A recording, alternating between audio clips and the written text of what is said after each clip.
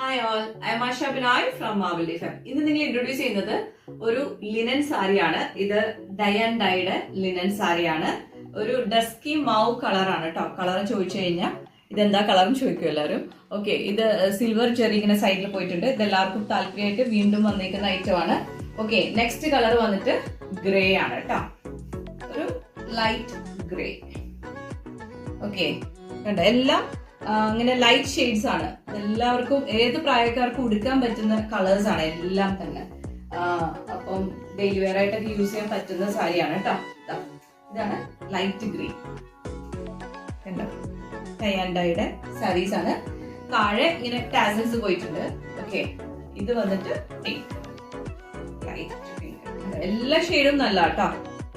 എല്ലാ ഷെയ്ഡ്സും ഒത്തിരി നല്ലതാണ്.